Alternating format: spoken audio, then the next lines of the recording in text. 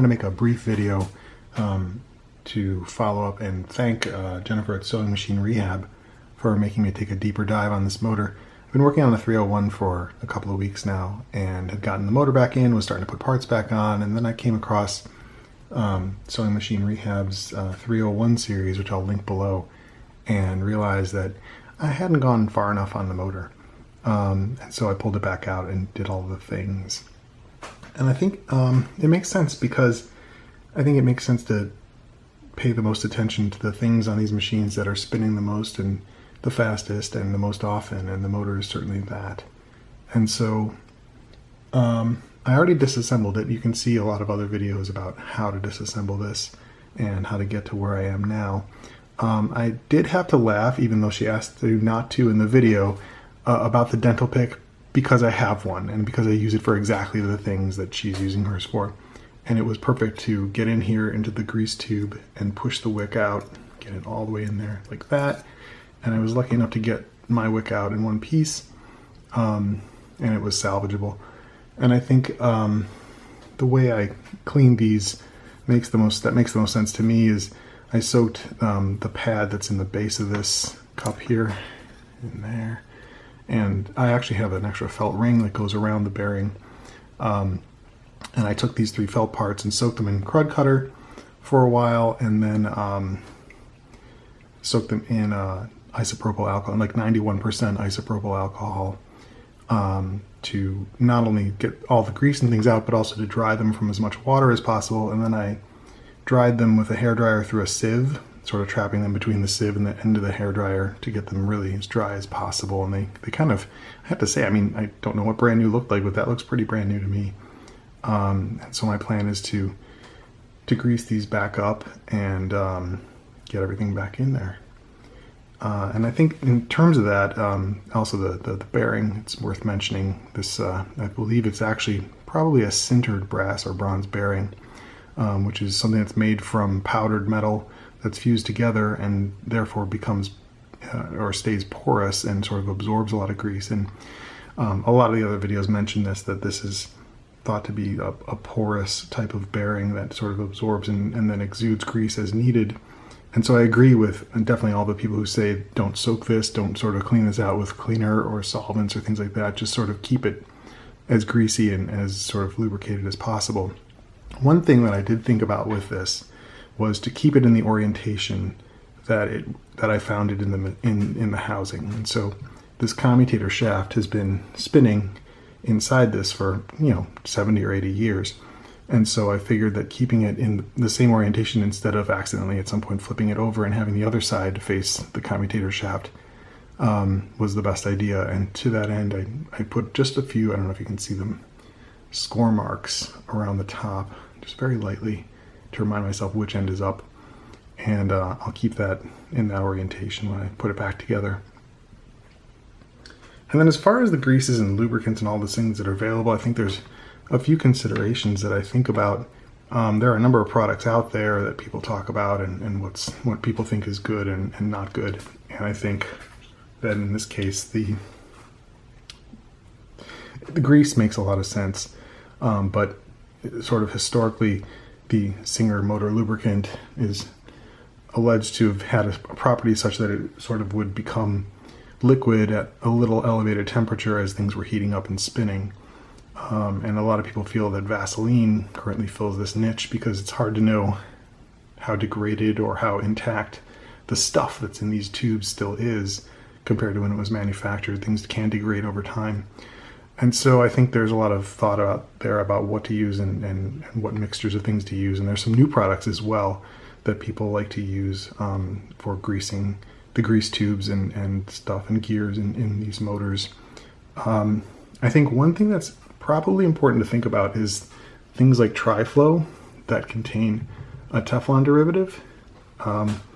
It is something that's a particulate and it does precipitate out, and you can see in this bottle that I have of Tri-Flow oil that there's a white ring around the bottom, and that's the Teflon that's sort of settled out, which is why the bottle recommends that you shake it before you use it. Shake well before using. And that's because this stuff gets suspended and then does the job when it's oiling parts that rub together. And I think I've talked with a few other folks about that, and the consensus seems to be that using that material in something like this that's responsible for wicking oil and grease in certain directions might end up clogging it somehow or getting in the way of the motion of that liquefied material. And so it makes sense to use something that's more of just a single phase product, as it were, to keep things flowing. And so I don't recommend using tri-flow or things or grease or oil on things that involve wicking or somehow transporting the oil or grease from one area to another.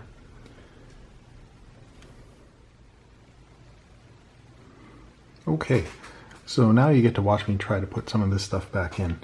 I've taken the lubricant and basically impregnated all the felt parts with it, including the grease wick, which I'm now going to try to stick back into the grease wick tube, as you can see in there. And I'm going to do it as carefully as possible. And I'm going to use the famous dental pick to get it in there. Really the best way to do that, I think. And you saw it was quite a bit longer than the actual tube itself. It's giving some resistance to getting in there, but I think it will serve its purpose. And I think you can see possibly in that hole that you can actually see some of the gray felt material right in there. And really when the motor is all together, this is really your only way in to that lower bearing is right here. And so squirting some grease in there occasionally to hope that it melts its way in is, I guess, really the only way to do that without taking the motor apart.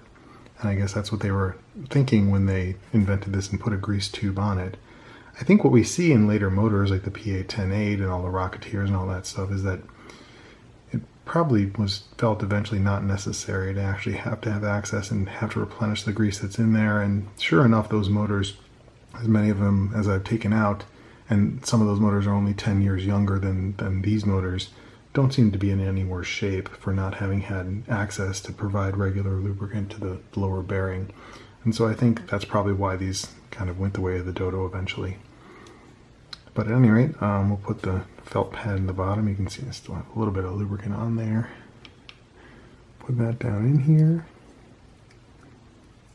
where it goes, and of course it won't want to stay. There we are. And then the bearing, again with the orientation, the original orientation with the side up, that was up, is still that way. Double check that, yeah. Goes right in there. And then I have this extra felt ring that some of the motors don't have. And that, again, also further with lots of lubricant in it to sort of wash the outside of this bearing. And then this will go on top. I won't let you watch me struggle with that. It's going to be pretty messy probably to get that back in. But that's the whole bit coming together. And I think that's going to do it. That's about as good as I can imagine doing for the bottom of this motor housing and keeping it with as much available lubricant as possible to keep going for as long as possible. Hopefully not having to take it apart again, and maybe at some point I'll think to squirt a little more extra grease or lubricant into that tube at some point. Just a couple other things I think for your consideration. There are a few other videos that have addressed this lower bearing, and it's got an interesting extra consideration, which is that you may remember that it's kind of ball shaped, and you can actually get a screwdriver in there or something in there and actually move it around and orient it in different ways. And I think that's probably so that it can be oriented in the optimal way, which is probably as parallel to the shaft of the commutator as possible. The difficulty is, how do you get it there and how do you know? And there's a number of other people that have talked about how to do this. I think to my mind, the best way to do it is just to eyeball it and get it as about centered as possible, as you can imagine it would be.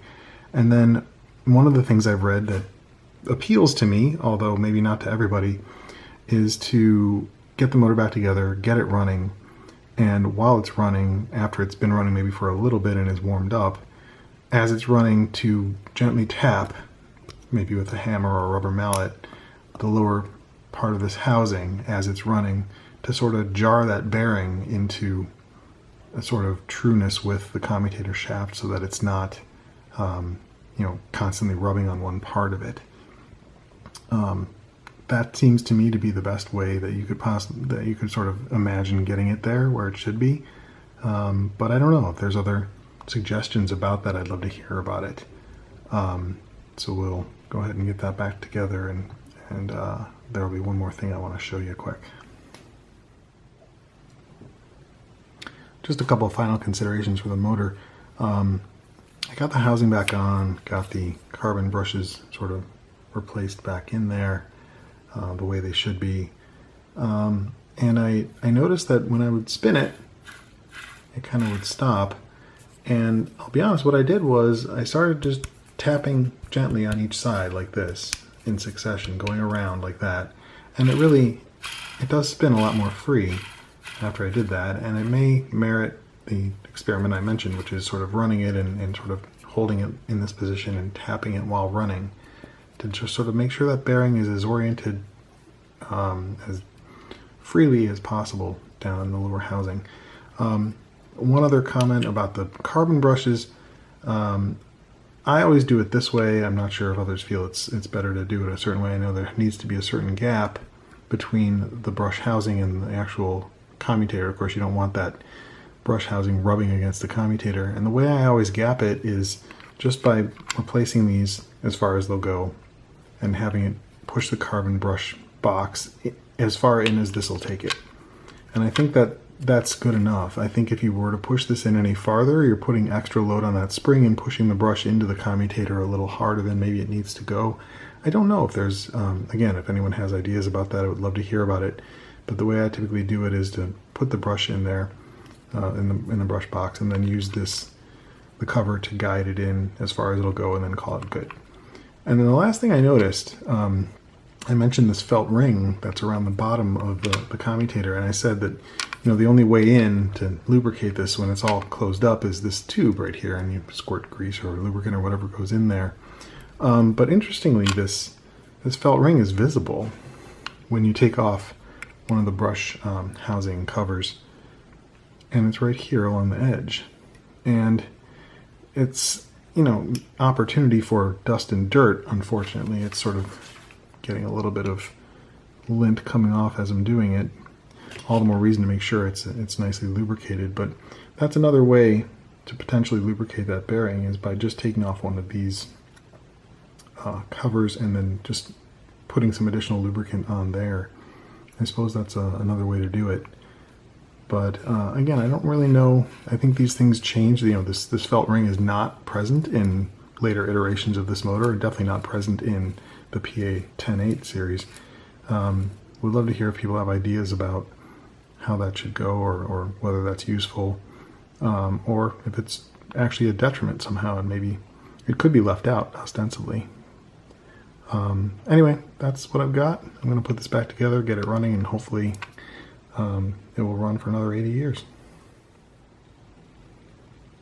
So I couldn't resist putting my money where my mouth is and trying out the experiment that I mentioned to sort of reorient the lower bearing there. I've got this wired to power. I'm going to power her up, and I'm going to gently try to reorient that lower bearing, hoping that good things will happen.